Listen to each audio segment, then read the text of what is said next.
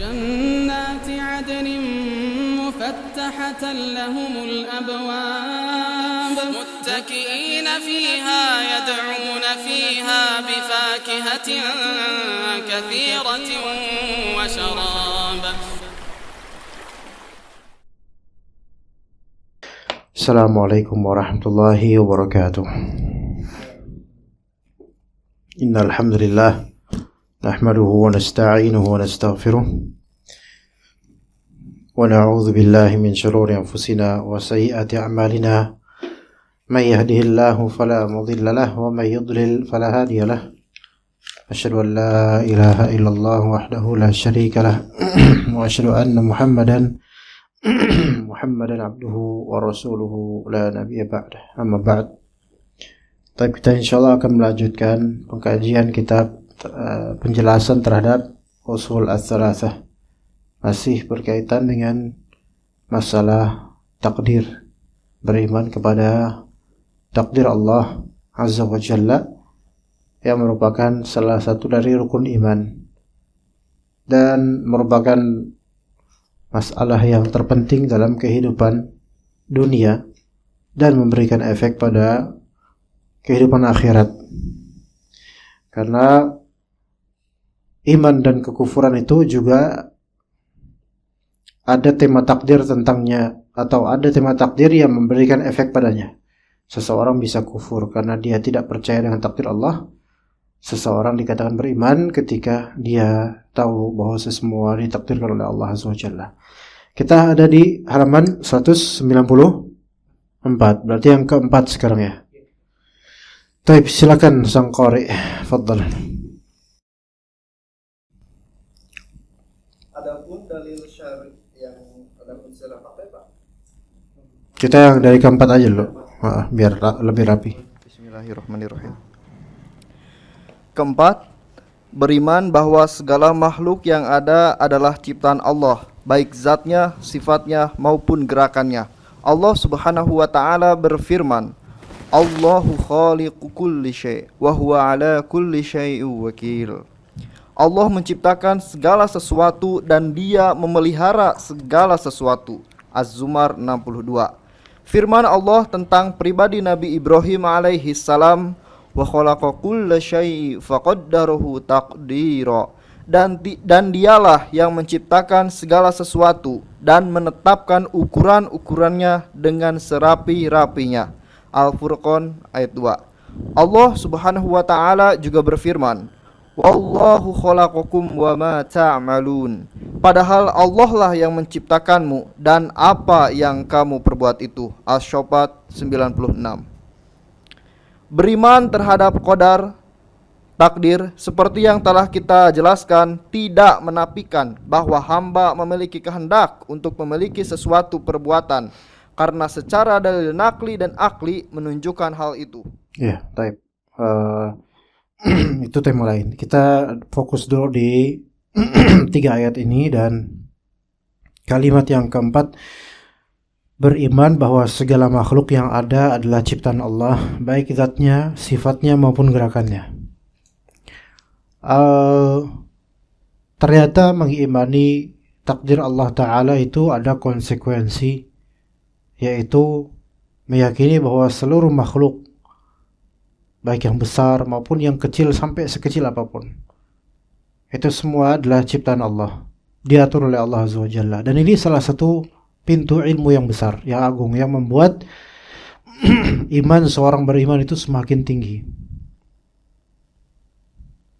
Ana ingin memberikan contoh bahwa kita seorang muslim harus bersyukur dengan kenyataan Allah Azza wa Jalla memberikan kita iman dan memudahkan kita untuk mentadabburi, mentafakuri, merenungi ciptaan Allah Ta'ala, kemudian mengingat Allah dengannya.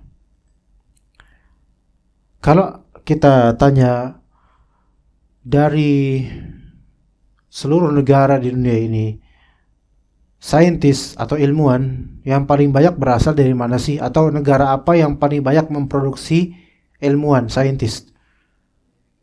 Amerika, USA.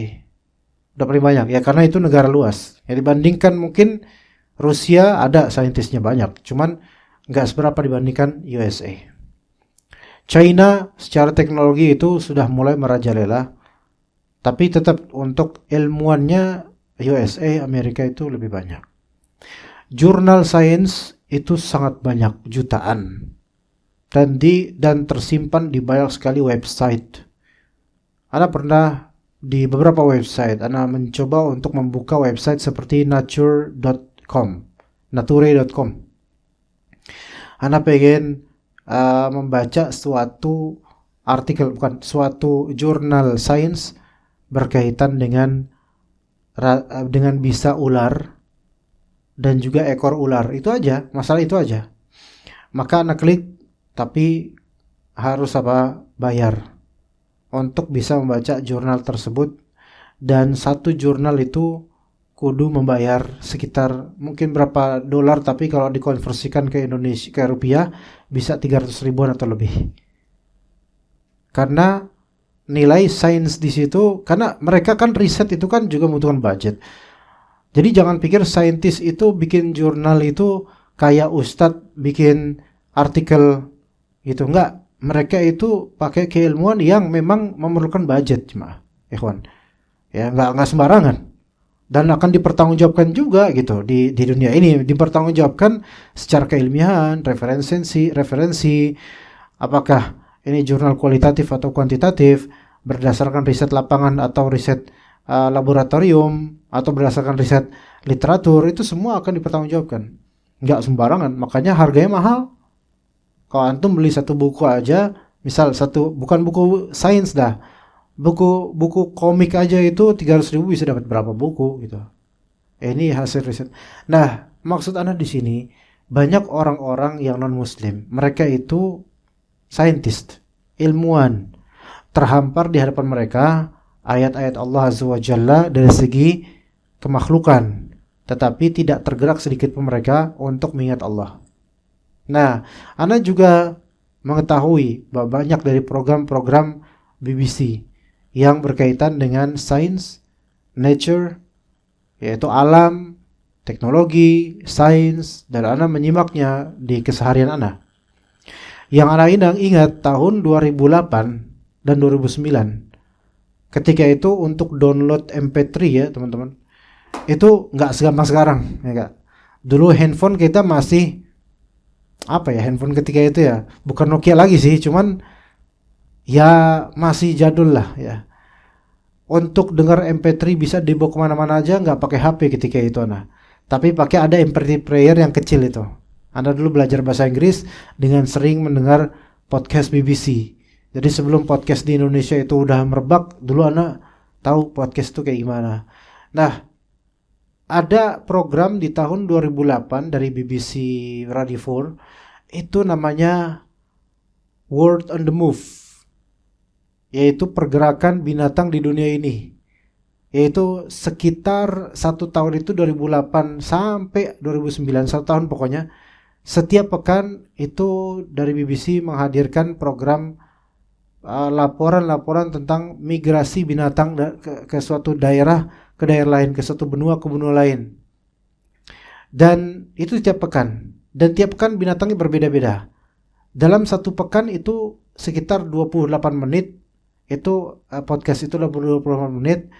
Dan dalam 28 menit itu bisa aja memberikan laporan mungkin 3 binatang, model binatang yang beda gitu.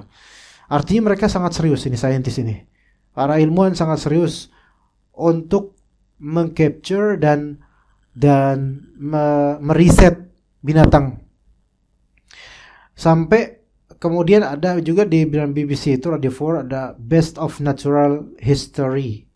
Best of Natural History Radio Natural History, yaitu membahas tentang konservasi hewan-hewan. Nah, belakangan Anda menyimak di Best of Natural History Radio ini, yang BBC ini tahun 2011 atau 2010 lupa. Edisi 2011 atau 2010.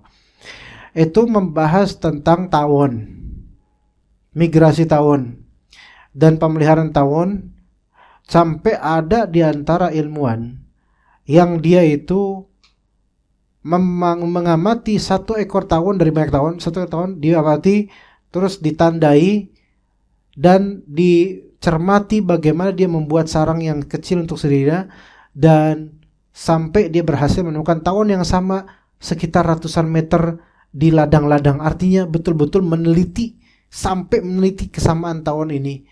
Maksud Anda di sini adalah para ilmuwan ini mereka berletih-letih untuk mengamati makhluk Allah, tapi nggak sampai pikiran mereka ke Allah Azza wa Jalla. Ada ribuan podcast di internet, baik dari BBC atau dari yang lainnya, itu tentang nature, tentang alam, tentang hewan, dan detail. Yang mana orang-orang Muslim banyak yang nggak meliput sebegitunya. Tapi itu nggak mendekatkan segeser pun dengan ke Allah Azza wa Jalla. Lihat bagaimana nikmat yang Allah berikan pada kita seorang beriman. Kita aja kadang-kadang ngelihat kucing, terus kita elus-elus kucing, langsung kita kaget ini betapa indahnya Allah menciptakan makhluk ini, kucing ini. Padahal itu binatang yang ada di keseharian kita tiap hari. Kita nggak perlu riset capek-capek, nggak perlu. Apalagi kalau misalnya kita punya iman, kemudian misal kita ada saintis, kita ilmuwan, kita mengamati pohon-pohon, mengamati batang-batang, mengamati teksturnya, mengamati lebih detail, lebih dalam. Ternyata Masya Allah ternyata kalau Allah Ta'ala kasih iman ke kita, ini makhluk Allah, menambah iman kita. Dan itu tercantum kok di ayat Al-Quran. Inna fi khalqis samawati wal ard la ayatin liulil albab. Bahwasanya penciptaan langit dan bumi seluruhnya, detail dan global, itu adalah tanda-tanda bagi orang yang memiliki akal. Akalnya hidup karena iman. Jadi ngelihat apapun, maka yang diingat adalah Allah Azza wa Jalla sebagai pencipta semua apapun ini. Jadi iman kepada takdir itu ada relevasinya, ada korelasinya, ada ketersambungannya dengan tauhid rububiyah namanya. Yaitu mengklaim atau mengikrarkan, mengesahkan Allah Ta'ala dari segi perbuatan Allah Ta'ala terhadap makhluk, dari segi menciptakan, dari segi memiliki, dari segi memberi rezeki, dari segi mengatur. Ya begitu, korelasi sekali tauhid rububiyah dengan beriman kepada takdir Allah Azza wa Jalla. Allah Ta'ala berfirman, Allahu khaliqu kulli syai' wa huwa ala kulli syai' wakil. Allah menciptakan segala sesuatu dan dia memelihara segala sesuatu. Yang menciptakan ya Allah Azza wa Jalla. Yang wakil, yang memelihara ya Allah Azza wa Jalla. Dan terserah Allah Ta'ala mau menciptakan, mau memusnahkan, itu mungkin bagi Allah, possible. Manusia belum punah, masih banyak. Alhamdulillah. Kalau punah ya berarti kiamat dong, berarti kan gitu. Nah, tapi binatang mungkin gak punah. Sangat mungkin. Spesies apapun mungkin punah. Dan betapa banyaknya binatang yang punah, yang tidak kita ketahui. Bahkan sebagian ilmuwan menyatakan ini adalah fosil dari ribuan tahun lalu. Sekarang udah gak ada binatang itu. Dinosaurus ada gak? Mungkin secara exactly persis kayak gitu mungkin belum tentu. Tetapi secara binatang besar sebesar itu, iya mungkin. Bukan tidak mungkin. Kalau Nabi SAW aja menyatakan bahwasanya dulu di zaman Nabi Adam, manusia itu berapa hasta coba tingginya? Gede, tinggi. Nggak kayak kita nih kecil-kecil dah, tinggal sisanya dong nih kita nih. Maka kalau misalnya manusia segede itu, mungkin berapa kali lipat kita sih Nabi Adam alaihissalam. Lalu kucing versi zaman itu tuh seberapa gede gitu loh. Kita mungkin udah jadi apa sekarang, semut kali ya, udah kecil banget. Ya. Tapi Masya Allah. Maka betapa banyak binatang-binatang yang punah, menuju punah. Makanya diadakan konservasi hewan, konservasi tumbuhan untuk mencegah pemusnahan atau kepunahan. Nah, yang memusnahkan ya Allah Azza wa Jalla, karena dia penciptanya. Dan Allah yang memelihara, jika itu masih eksis, ya eksis masih ada, berarti Allah Ta'ala pelihara, masih ada. Iya. Ya subhanallah, maha kuasa Allah. Firman Allah tentang pribadi Nabi Ibrahim alaihissalam, wa khalaqa kulla syai'in faqaddarahu taqdira. Dan dialah Allah Ta'ala yang menciptakan segala sesuatu dan menetapkan ukuran-ukurannya dengan serapi-rapihnya. Kemudian di surat Al-Saffat, wallahu khalaqakum wa ma ta'malun. Padahal Allah lah yang menciptakanmu dan apa yang kamu perbuat itu ciptaan Allah. Jadi kalau kita berbuat sesuatu, maka semata-mata itu karena Allah Ta'ala menciptakan perbuatan kita. Namun beriman kepada takdir ini tidak menihilkan bahwa hamba memiliki kehendak untuk memilih suatu perbuatan, sehingga disitulah nanti akan ada dosa atau pahala. Jadi kehendak ada. Ini pernah dijelaskan pada 2 pekan lalu. Betul, Allah Ta'ala takdirkan, tapi Allah Ta'ala juga berikan kepada manusia itu willingness, kehendak, intention. Bisa diinin ke bawah nggak? Ini panas banget ya, beneran. Nah, sampai keringetan ini. Bisa. Atau mungkin diadakan kipas angin atau turunin mungkin. Karena asik sana semua, di sini nggak ada. Ini kayaknya enak nih. Kerasa ini, mulai aduh, masa. Gimana rasanya habis keringetan terus kesemian itu, semeriwing ini. Bisa tidur nanti ini. Enak Pak, alhamdulillah, jazakallahu khair. Baik, lanjutkan dengan dalil syar'i untuk poin ini, fadhol. Adapun dalil Allah Subhanahu wa taala berfirman menjelaskan bahwa manusia memiliki kehendak. Faman syaa'a attakhadha ila rabbih ma'aba. Maka barang siapa yang menghendaki, niscaya ia menempuh jalan kembali kepada Tuhannya. An-Naba 39. Fa'tu harsakum anna syi'tum. Maka datangilah tanah tempat bercocok tanammu itu bagaimana saja kamu kehendaki. Al-Baqarah 223. Dan mengenai kuasa atau kesanggupan, Allah Subhanahu wa taala berfirman, "Fattaqullaha mastata'tum wasma'u wa athi'u." Maka bertakwalah kamu kepada Allah menurut kesanggupanmu dan dengarlah serta taatlah. At-Taghabun 16. Allah Subhanahu wa taala juga berfirman, "La yukallifullahu nafsan illa wus'aha, laha ma kasabat wa 'alaiha maktasabat." Allah tidak membebani seseorang melainkan sesuai dengan kesanggupannya. Ia mendapat pahala dari kebajikan yang diusahakannya dan ia mendapat siksa dari kejahatan yang dikerjakannya. Al-Baqarah 286. Baik, ahsan. Dari dalil syar'i Allah Ta'ala jelaskan bahwa manusia memiliki iradah, kehendak, memiliki masyiah. Kata Allah Azza wa Jalla di surat An-Naba ayat 39, "Faman syaa'a attakhadha ila rabbih ma'aba." Maka barang siapa yang menghendaki, ya dari manusia, barang siapa yang pengen, niscaya ia menempuh jalan kembali kepada Tuhannya. Siapa yang pengen kembali kepada Allah, siapa yang pengen taubat, menjadikan Allah Ta'ala sebagai tujuan kembalinya, maka siapa yang pengen lakukan. Ya, tapi siapa yang enggak pengen, maka silakan dia untuk melakukan kesesatan, tapi nanti ada konsekuensinya. Jadi diberi pilihan, diberi opsi. Dari opsi itu kemudian ada kehendak, memilih yang mana. Manusia memiliki masyiah, kehendak. Dari masyiah itulah manusia nanti akan dihisab dan dipertanyakan. Allah Ta'ala akan melihat qalbunya, niatannya, maksudnya, tujuannya, kemauannya. Itu semua akan dibongkar. Wa hussila ma fis sudur. Itu akan dibuka nanti apa-apa yang ada di hati. Kayak ikhwas sekalian, perbaiki qalbu. Perbaiki qalbu kita. Dan Allah Ta'ala maha tahu isi dari qalbu kita. Manusia kadang salah paham, tapi kalau kita jujur sama Allah, Allah Ta'ala akan jadikan manusia paham insyaAllah. Kalau kita jujur sama Allah, Allah Ta'ala akan jadikan manusia paham. Mungkin gak langsung sekarang, tapi nanti. Ya, begitu. Semua dari kita ada masa-masa konflik, ada masa-masa susah, ada masa-masa berseteru dengan orang, ada masa-masa kesalahpahaman sama orang. Kalau kita jujur sama Allah, apa adanya sama Allah, walaupun di awal-awal orang gak paham, nanti orang juga paham. Karena orang-orang itu makhluk Allah. Yang paling penting sekarang adalah jujur sama Allah. Dan mungkin aja kenapa orang-orang gak paham sekarang, mungkin karena dosa-dosa kita yang lama. Maka Allah Ta'ala mungkin hukum dengan tidak pahamnya orang-orang, salah pahamnya orang-orang.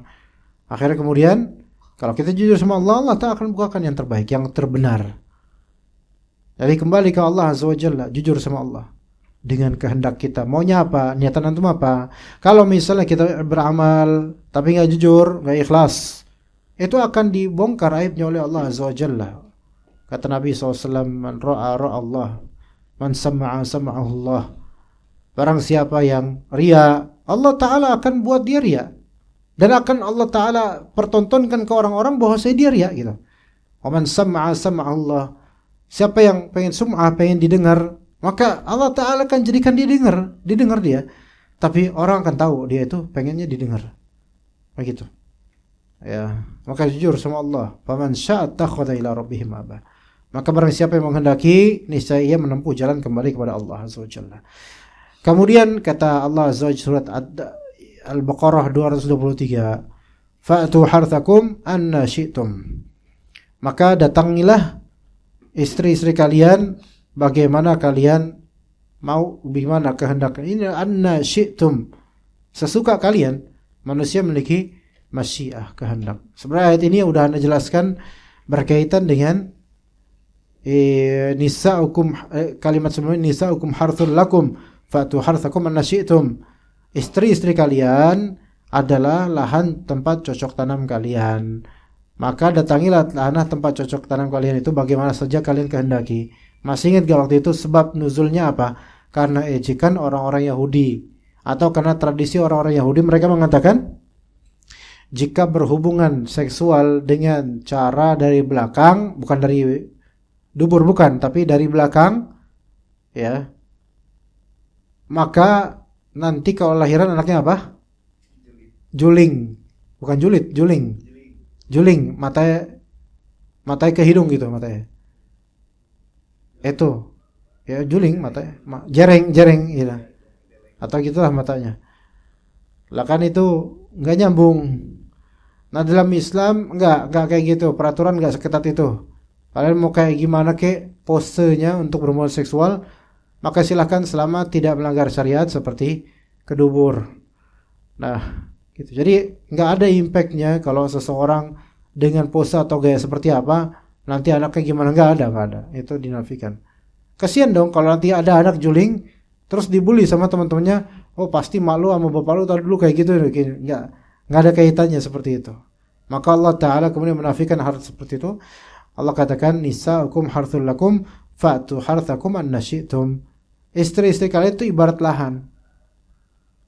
Antum kalau udah punya lahan, tanah gitu ya, udah antum beli, mau antum apain aja kan terserah antum. Selama nggak ada pelanggaran syariat terserah. Mau antum tanamin palawija lah, mau antum tanamin duren lah, mau sawit lah, mau apalah, terserah antum lah, itu tanah antum, punya antum. Ya, mau seberapa banyak terserah antum. Makanya dalam Islam nggak ada ketentuan apakah seseorang berjima itu harus seminggu sekali. Itu nggak ada ketentuan, nggak harus ketentuan seperti itu. Itu terserah aja semampunya, semaunya. Ya, maka di sini ada anna syi'tum, terserah kalian, sekehendak kalian. Ini menunjukkan bahwasanya manusia memiliki apa? Memiliki kehendak. Manusia memiliki kehendak. Tapi kemudian kata Allah Azza wa Jalla, fattaqullaha mastata'tum wasma'u wa ati'u. Maka bertakwalah kalian kepada Allah menurut kesanggupan kalian. Nah, ini tentang kesanggupan. Manusia memiliki kehendak dan kesanggupan. Bertakwalah kalian kepada Allah menurut kesanggupan kalian, dan dengarlah serta taatlah. Ini istita'ah, at-taqah, al-qudrah, kesanggupan. Nah, ada orang berkehendak tapi nggak sanggup. Ada orang sanggup tapi tidak berkehendak, ya enggak? Jadi ada dua hal di sini. Allah Ta'ala berikan dua hal nikmat yang sebenarnya. Satu, yaitu kehendak pada diri manusia. Kedua, kesanggupan pada diri, kemampuan. Ya. Ada orang mau nikah, kehendaknya mau nikah, tapi dia nggak sanggup karena apa? Biaya, budget gitu. Lah berarti ini terhalang satu sisi. Di sisi lain kemauannya ada. Ada orang kaya raya, sanggup dia, duitnya banyak, tapi nggak mau untuk menikah. Ada nggak kayak gitu? Banyak sekarang.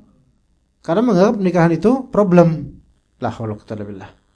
Memang di balik pernikahan pasti ada masalah. Tapi masalah kan bagi seorang muslim itu kan ujian yang harus disabari, dihadapi, didoakan kan gitu. Iya. Dan di balik itu ada pahala yang besar. Nah, ada yang sanggup, ada banyak. Sebenarnya banyak yang sanggup. Yang sanggup ini sayangnya nggak mau nikah, gitu, ada kayak gitu. Tapi banyak juga sebaliknya pengen banget nikah, tapi modalnya nggak ada, gitu. Nah, yang lucu lagi, dia pengen nikah, modalnya ada, tapi nggak nikah. Nah ini berarti karena apa? Bukan karena nggak punya niatan, bukan karena nggak punya kesanggupan, tapi karena nggak ada yang mau sama dia. Nah ini beda. Kalau ini qadarullah, kalau ini mah ya. Maka ikhwah, kalau antum melakukan amalan, antum telah meniatkannya dan antum mampu melakukannya, itu nikmat banget dari Allah. Ya. Karena sebagian dari perbuatan kita nggak sanggup melakukannya padahal pengen. Sebagian dari perbuatan kita bisa melakukannya tapi kita nggak pengen. Gitu. Kalau antum misalnya ngelihat ada orang fakir, miskin, antum pengen sedekah ke dia tapi antum nggak bawa duit. Niatan ada, kesanggupan nggak ada. Berarti ada nikmat yang dicabut, yaitu kesanggupan. Ada yang lebih buruk daripada itu, yaitu ada duitnya, melihat orang fakir miskin, antum gak ada niatan buat bantu. Ini lebih buruk. Ya. Ada yang susah banget, udah gak mau bantu, gak punya duit lagi. Ini gak bisa apa-apa ini. Tapi yang paling nikmat adalah antum ada duit, antum ada niatan. Tinggal kasih. Alhamdulillah. Taib, juga kata Allah Azza wa Jalla surat Al-Baqarah 286, la yukallifullahu nafsan illa wus'aha, laha ma kasabat wa 'alaiha maktasabat. Allah tidak membebani seseorang melainkan sesuai dengan kesanggupannya. Ia mendapatkan pahala dari kebaikan yang diusahakan dan ia mendapatkan siksa dari kejahatan yang dikerjakannya. Taib, ini al-jaza' min jinsil amal. Ya, taib, langsung foto. Adapun secara fakta, setiap orang mengetahui bahwa ia memiliki kehendak dan kemampuan untuk mengerjakan atau meninggalkan suatu perbuatan. Ia sendiri bisa membedakan antara perbuatan yang ia lakukan dengan kehendaknya, seperti berjalan dengan perbuatan yang terjadi di luar kehendaknya, seperti gemetar. Akan tetapi kehendak dan kemampuan hamba tersebut terjadi atas kehendak dan kekuasaan Allah, karena Allah Subhanahu wa taala berfirman, Liman syaa minkum ayyastaqim wa ma tasyauna illa ayyasha Allahu rabbul alamin. Yaitu bagi siapa di antara kamu yang mau menempuh jalan yang lurus dan kamu tidak dapat menghendaki menempuh jalan itu kecuali apabila dikehendaki Allah, Tuhan semesta alam. At-Takwir 28:29. Setiap yang ada di alam adalah milik Allah dan tidak mungkin sesuatu yang menjadi hak miliknya terjadi tanpa pengetahuan dan kehendaknya. Ya, subhanallah, ini ilmu yang sangat-sangat dalam dan wajib atas manusia, terutama muslim, untuk sering-sering mengingat ilmu ini.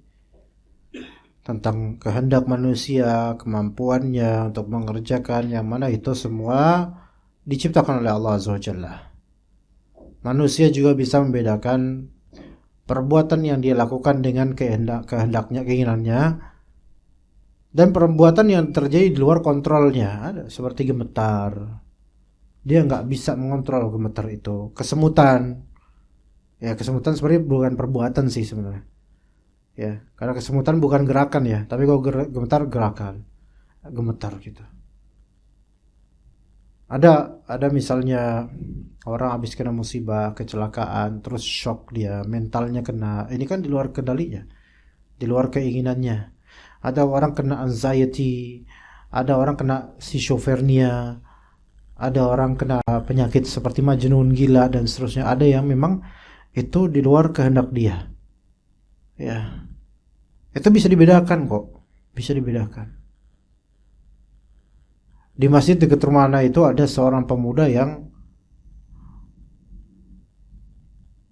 tidak wajar akalnya. Kalau antum ajak ngobrol, antum yang pusing, nggak jelas, omongannya itu nggak jelas. Padahal anaknya tampan, ganteng, muda gitu, putih, dan kelihatan kayak orang kaya gitu, tapi omongannya ngalor ngidul ngawur, dan mainnya tuh sama anak-anak kecil. Kemudian kalau sholat itu kadang mancing emosi dengan suara-suara kayak bukan anak usia remaja, kayak bukan anak usia 16 tahun, bukan. Tapi emang kayak anak kecil, bahkan anak kecil lebih afdol dari dia. Namun kenapa orang-orang nggak marah ketika dia pas lagi pada sholat dia ngeluarin suara-suara yang nggak menyenangkan seperti suara ngantuk gitu. Kalau antum lagi sholat berjamaah terus ada orang kayak ngece gitu gitu, imamnya kesel nggak? Kesel. Jangankan imam, makmum aja pada kesel semuanya. Tapi mengingat pada tahu ini orang anak ini memang agak konslet sedikit dan kehendaknya atau akalnya itu kurang akalnya, maka dimaklumi. Ya, manusia tahu mana yang orang melakukan dengan sengaja, dengan yang di luar kontrolnya. Juga masalah kesurupan, ada orang kesurupan terus mecahin kaca, terus ngomong kalimat-kalimat kufur, makanya sebenarnya orang juga tahu ini di luar kendalinya. Nah, kalau manusia berhasil mengendalikan dirinya, menginginkan sesuatu, melakukan sesuatu dengan kemampuan, maka itu semua tidak lepas dari takdir Allah, terjadi atas kehendak dan kekuasaan Allah. Misalnya antum punya anak, antum punya istri, antum punya keluarga, apa yang mereka perbuat maka itu yang Allah takdirkan. Jika itu kebaikan maka memang itu Allah Maha Baik, jika itu keburukan maka dinisbatkan kepada mereka keburukannya. Bahkan Rasulullah SAW tidak bisa mengendalikan hati orang. Pamannya sendiri yang mencintai beliau, dan beliau mencintai pamannya karena keluarga dan pembackup dakwahnya dulu. Pamannya mengakui agamanya Nabi Muhammad itu agama benar, ya, namun selalu nggak enakan sama teman-teman lamanya. Dan Allah Ta'ala membuat hati pamannya yaitu Abu Talib tetap kekeh dengan kekufuran, padahal jelas baginya kebenaran Islam. Sampai di akhir hayatnya ketika berbaring sudah terlihat tanda-tanda menjelang wafat, karena kematian itu ada tanda-tanda mendekatnya, ikhwan. Ada kematian, tanda-tanda mendekatnya itu ada. Dan seringkali firasat itu ada pada orang soleh gitu. Nah, maka Rasulullah SAW datang ke Abu Talib. Ada 2 orang, ditambah 1 orang lagi yang membujuk Abu Talib menjelang kematiannya. Rasulullah kemudian mengatakan, ya am, qul la ilaha illallah. Wahai pamanku, katakanlah la ilaha illallah. Itu kalimat yang aku akan berhujjah di hadapan Allah untukmu nanti. Namun langsung disetir oleh kawan-kawan musyriknya. Ya Abu Talib, atarghabu an millati Abdul Muttalib. Wahai Abu Talib, apakah kau membenci agamanya Abdul Muttalib, agama syirik? Akhirnya qadarullah mati dalam kekufuran. Nabi SAW tidak bisa mengubah hati Abu Talib dan tidak bisa menyetir lidah Abu Talib. Ya, dan ini semua takdir Allah, ikhwah. Ini semua takdir Allah. Pasti ada hikmahnya. Pahit bagi beliau, pahit, kasihan gitu loh. Ini orang udah membackup dakwah, menyokong dakwah, melindungi sang juru dakwah itu Nabi Muhammad SAW, tapi justru mati dalam kekufuran. Maka inilah yang dikatakan oleh Nabi SAW dalam suatu hadis, yang maknanya boleh jadi Islam ini ditolong oleh orang-orang yang fajir. Bisa jadi kebenaran atau Islam itu dibantu oleh orang-orang fasik atau fajir, bahkan kafir, bisa aja. Sangat mungkin. Fajir itu fasik, yaitu jauh dari ketaatan, busuk, ya. Nah begitu, bisa aja. Ada kalanya begitu. Ada kalanya preman yang nggak pernah sholat, tapi paling nggak terima kalau Islam dilawan, bisa aja, bukan nggak mungkin. Tetapi itu bukan berarti bahwasanya premanisme itu bagus, bukan. Ya, tetap jelek. Cuman bisa aja orang-orang jelek itu yang dengan sebab mereka Islam terselamatkan, bisa, sangat mungkin. Coba sekarang ikhwan nih, Abu Talib kan punya posisi di hati orang-orang musyrik Quraisy. Kita bertanya-tanya, apa sih dan kenapa sih Allah Ta'ala tidak mengasih hidayah kepada Abu Talib dari awal gitu? Ya kan ya? Kan kalau dari awal logika kita nih, kalau dari awal logika kita kan gampang gitu, jadi nanti udah ada Abu Talib. Tapi sebenarnya logika kita itu salah. Melainkan perhitungan Allah dan kehendak Allah itu yang benar. Apa? Kalau Abu Thalib dari awal masuk Islam dan membela dakwah Nabi, itu justru makin mungkinan perlawanan dari orang-orang musyrikin. Ya enggak? Benar enggak? Keprok atuh. Benar kan? Iya. Nah kalau misalnya Abu Thalib masuk Islam langsung dari awal masuk Islam, membela Nabi SAW, keselamatan Abu Thalib terjamin enggak? Enggak, bakal dimusuhin. Apakah Nabi Muhammad makin dimusuhin atau malah ketakutan orang musyrik? Makin dimusuhin. Maka kadang-kadang ada satu yang nyangkut demi kemaslahatan yang terbaik. Itu hidup seperti itu, ikhwan. Hidup tuh kayak gitu. Ada aja bagian dunia yang nyangkut demi maslahat yang mungkin antum tuh nggak tahu itu ada hikmahnya. Tapi Allah yang merancangkan ini semua. Ada yang Allah selamatkan dari antum dengan nyangkutnya sesuatu itu. Pasti di hidup kita itu ada aja yang nyangkut. Kalau nggak ada berarti antum bahlul gitu aja lah. Karena hidup ya seperti ini. Tanya Pak Idrus, tanya Abah yang udah senior, udah banyak mengalami atau mencicipi asam garam kehidupan. Kalau masih bocil, masih belum ada tanggungan, atau masih remaja, atau masih SD, mungkin nggak mikir nyangkut atau nggak apa, mungkin hidup ya gitu aja. Tapi kalau udah dewasa, udah ada tanggungan, ada tanggung jawab, kerja ini itu, ada aja nyangkut. Antum selama kerja ada nggak sesuatu yang ada aja nggak enak itu? Ada. Hidup seperti itu. Tapi ketahuilah, ada aja nggak enak itu, justru itu pelajaran dan ada kebaikan buat kita semua. Ada hikmah di balik itu. Ya. Kemudian kata Allah Azza wa Jalla di surat At-Takwir, "Liman syaa'a minkum an yastaqim wa ma tasyauna illa ayyasha Allah rabbul alamin." Yaitu siapa di antara kalian yang mau menempuh jalan yang lurus, dan kalian tidak dapat menghendaki atau menempuh jalan lurus itu kecuali apabila Allah menghendakinya, dialah Rabbul Alamin. Maka setiap yang ada di alam itu milik Allah. Dan tidak mungkin sesuatu yang menjadi hak miliknya terjadi tanpa sepengetahuan dan kehendaknya. Itu semua milik Allah. Allah Ta'ala Maha tahu. Taib, materi mungkin sampai sini. Jika ada pertanyaan dipersilahkan. Mungkin Abah mau bertanya, Abah? Syekh Miftah mau bertanya? Al-Qari? Ada sesuatu yang dipertanyakan? Karena ini berikutnya, ini tema berikutnya ada lagi berpoin-poin, dia ada sekitar 6 poin atau 7 poin, bahkan masih panjang. Iya, Ustaz. Betul. Untuk surah Al-Baqarah yang 223 itu, datangilah tanah tempat bercocok tanam. Kan katanya di sini artinya istri ya. Apakah ayat mana ya yang menghubungkan bahwa Al-Baqarah 223 ini maksudnya istri gitu? Enggak, coba antum buka Al-Qur'annya. Ayat-ayat sebelumnya, Pak. Oh iya. Ya. Al-Baqarah.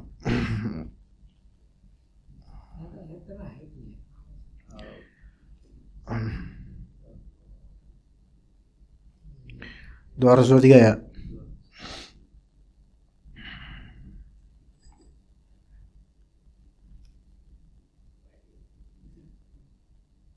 Oh iya, tangnya Ustaz dulu 222. Oke, ya udah kalau gitu gimana dong? Berarti hubungannya ke sana ya? Iya. Maka nih di ayat 222 antum lihat ya yas'alunaka 'anil mahid qul huwa adza. Mereka bertanya tentang haid, itu adalah adza, yaitu halangan dan semisalnya. Fa'tazilun nisa fil mahid, maka jangan kalian jima istri kalian pas lagi haid, ya kan? Wala taqrabuhunna hatta yatuhur. Jangan deketin, maksudnya jangan jima sampai suci dari haid. Fa idza tatahharna fa'tuhunna min haitsu amarakumullah. Nah, jika istri-istri kalian itu sudah suci, maka fa'tuhunna, datangilah istri kalian. Maksudnya jima'lah mereka. Ya sebagaimana Allah Ta'ala perintahkan atau sebagaimana Allah Ta'ala bolehkan. Innallaha yuhibbut tawwabin wa yuhibbul mutatahhirin. Nah, baru kemudian nisa'ukum harthul lakum fa'tu harthakum anna syi'tum. Istri-istri kalian adalah ladang buat kalian, maka terserah kalian. Karena di ayat 223 ini mulai pembantahan untuk orang-orang Yahudi yang tadi mengatakan itu tentang masalah jima jangan lewat belakang. Maksudnya bukan lewat dubur tapi dengan pose lewat belakang. Kalau ada yang mengartikan di sini secara literal, begini Pak Ustaz ya? Secara literal tempat bercocok tanam gitu. Kebun. Secara harfiah. Secara harfiah. Enggak, tentu enggak bisa kan ini metafora ini majas. Nisa'ukum harthul lakum.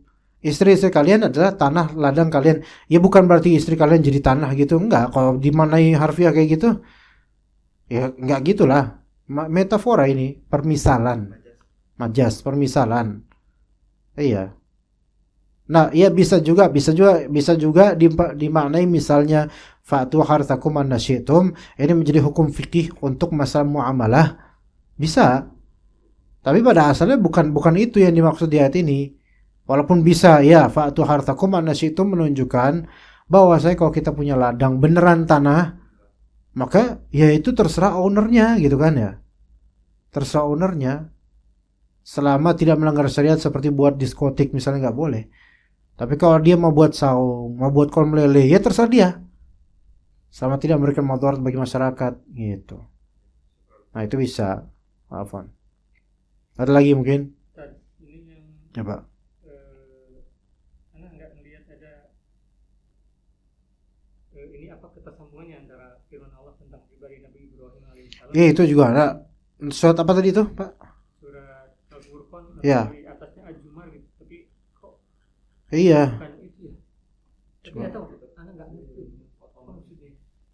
Yang mana ya? Al-Furqan ayat 2 bukan? Iya, Al-Furqan ayat 2 atau Allazi lahu mulku samawati wal ard. Gini. Tar, ini bisa aja nyambung Pak. Mana ya? Wa khalaqu kulla syai'in faqaddara taqdira. Al-Furqan ayat 2 ya. Iya. Gini, kalau kita lihat ayatnya gini. Kan diawali dari ayat pertama, Pak.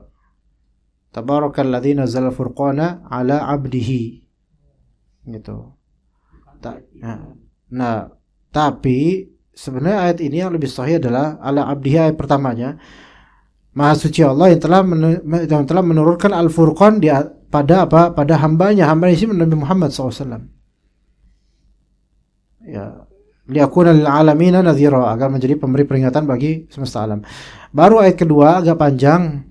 Alladzi lahu mulkus samawati wal ard wa lam yattakhidh walada wa lam yakul lahu syarikun fil mulki wa khalaqa kulla syai'in faqaddarahu taqdira. Nah, di situ Anda belum bisa menemukan di sini, coba Anda cari korelasinya dengan kok dikorelasiin dengan Nabi Ibrahim alaihissalam.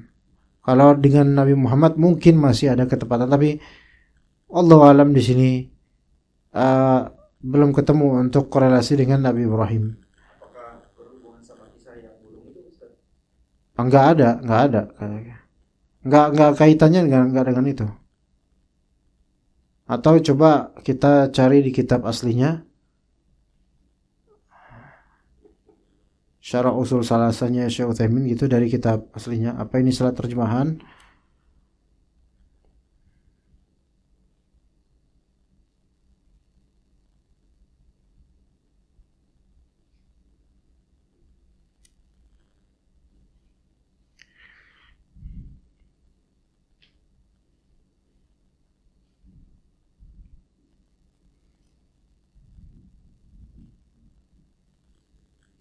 Kalau ini nggak ada.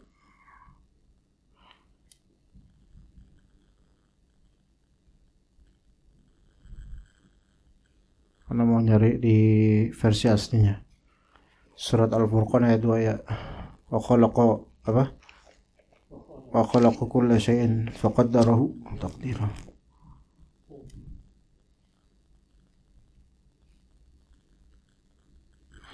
Kalau di Nah ini makanya kalau untuk ayat itu nggak ada korelasi, di ayat bawahnya ada Pak. Ini salah dalam penerjemahan. Yang benar adalah untuk surat As-Saffat ayat 96 itu baru benar. Firman Allah tentang Nabi Ibrahim alaihissalam. Itu wallahu khalaqakum wa ma ta'malun. Jadi ini salah penerjemahnya salah menaruh konteks tempatnya. Yang benar adalah untuk surat Al-Furqan nggak ada konteks Nabi Ibrahim. Yang ada untuk surat As-Saffat 96, maka itu benar. Allah berfirman tentang pribadi Nabi Ibrahim, wallahu khalaqakum wa ma ta'malun. Padahal Allah lah yang menciptakanmu dan apa yang kamu yang perbuat itu ciptaan Allah Subhanahu wa taala semuanya. Itu surat As-Saffat, coba lihat. Jadi itu kebalik ya dengan yang setelahnya. Iya. Ayat Saffat ayat ke-22 pun. 22 ya. 96. Coba Anda cari di konteksnya. Nah, iya ini ketika percakapan antara Nabi Ibrahim dengan kaum musyrikin. Iya. Dan kemudian Nabi Ibrahim berkata kepada orang-orang musyrikin gini. Ata'buduna ma tanhituna wallahu khalaqakum wa ma ta'malun. Wahai kaum sekalian, apakah kalian menyembah apa yang kalian ukir sendiri, padahal Allah tuh yang menciptakan kalian dan menciptakan apa yang kalian perbuat. Itu mana? Ya kata Nabi Ibrahim apa? Kalian itu nyembah patung. Kalian menyembah apa yang kalian ukir, hasil perbuatan kalian tuh kalian sembah. Padahal Allah tuh ciptain kalian dan Allah ciptain apa yang kalian perbuat tuh adalah ciptaan Allah sendiri gitu loh. Maka ngapain kalian malah justru nyembah apa yang kalian kreasikan sementara kreator aslinya yaitu Allah mengkreasikan kalian dan mengkreasikan perbuatan kalian ngukir tuh itu ciptaan Allah semua. Kenapa enggak ke Allah? Paham ya di situ?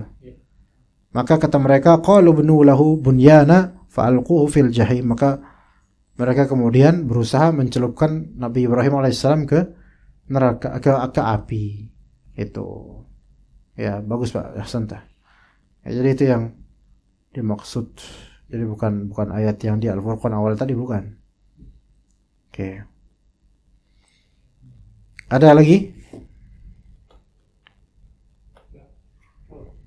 Apa ada pertanyaan apa? Jelas. Putra. Berkaitan dengan orang yang kurang akal dan dia kan selalu berjamaah di antara sosok kita. Itu kalau maksudnya kita yang tahu keadaannya itu sebetulnya saf itu maksudnya termasuk terputus atau enggak? Sebagian ulama bilang terputus. Tapi ketika tidak memungkinkan untuk mengusirnya maka udah nggak apa-apa, nggak masalah. Ya, beruzur. Terputus karena kehadirannya dengan ketidakhadirannya itu nggak dianggap. Ya, sama kayak anak kecil yang belum mumayyiz dan nggak bisa sholat dengan benar itu dianggap terputus safnya. Tetapi karena mungkin tidak memungkinkan untuk mengusirnya atau terjadi fitnah, maka biarin aja udah. Gitu. Ukurannya segini. Apa tuh Pak? Kan kayak di UBK suka ada juga yang aminnya keras. Ya. Ukuran apa dulu nih Pak? Ukuran maksudnya dia Gila apa enggak gitu? gitu. Gini, ukurannya adalah kalau misalnya dia sholat kayak orang nggak sholat, maka itu dianggap dah itu. Misalnya banyak gerak. Kan dalam fikih itu kan yang sahih adalah banyak gerak ketika itu udah mempesonakan kayak orang nggak lagi sholat, kayak orang lagi nyantai aja, maka itu udah batal sholatnya. Iya, kayak orang nggak sholat gitu. Kayak dia nggak mau sholat sebenarnya, cuman pengen kelihatan sholat, maka ini nggak sholat, dianggap nggak sholat, dianggap kosong. Nah kalau yang tadi orang gila dia cuman amin gitu yang keras doang, maka ya kalaupun dia orang gila mungkin tetap aja dia tetap oke, nyambung softnya karena masih dianggap sholat di situ. Tapi kalau dia kayak anak kecil, garuk sana garuk sini, terus kayak gini, nah ini kayak orang nggak sholat kayak gini. Nah ini udah batal ini. Beda dengan orang yang masih sholat tapi dia mungkin gini atau garuk-garuk gini, agak lama gitu, maka ini tetap sholat karena dia nggak kelihatan kayak orang yang nggak mau sholat, dia emang lagi sholat, cuman mungkin ada sedikit gatal agak lama berapa detik gitu, nggak apa-apa. Tapi orang kayak gini kan main-main, gitu. Oke. Anak bahkan sama anak muda itu yang tadi anak bilang kejadian kayak gitu. Itu kalau anak tasyahud akhir, dia di samping anak, apa yang dilakukan? Dia duduk sama kayak orang lain, cuman dia ngeliatin anak gini. Jadi anak kayak gini, mukanya ke sini. Terus pentak tutup raine gitu kan, jadi mentak. Ngeselin sebenarnya, ganggu. Orang ini kayak bukan lagi sholat, maka nggak sah sholatnya. Cuman anak nggak bisa ngomong kayak gitu. Antum percuma kok ngomong kayak gitu, Pak. Itu nggak sah sholat atau nggak? Itu kalau ngomong gitu dia nggak nyambung. Nggak apa-apa gitu. Gituin. Orang juga udah tahu, jadi udahlah biar aja. Kalau misalnya diusir, jadi fitnah buat RT. Jadi fitnah. Apalagi kalau orang tuanya nggak terima, anak saya kenapa diusir? Memang anak saya kayak gitu misalnya. Ya wajar lah, nggak apa-apa lah, bagus ke masjid. Ya, kita bilang mungkin ke bapaknya, kalau anaknya aja agak gila gitu, mungkin ke masjid masih bagus. Lah nggak ke masjid lebih gila dong. Bapaknya tetap tersinggung digituin, tawuran nanti, malah itu tetanggaan lagi gitu. Jalan ke rumah antara anak dengan itu deket banget soalnya.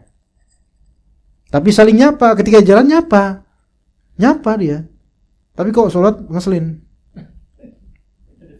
Iya mungkin. Mungkin. Rame-rame aja gitu. Gimana? Ya, itu yang ini Pak, yang kurang ini. Kurang akal, kurang.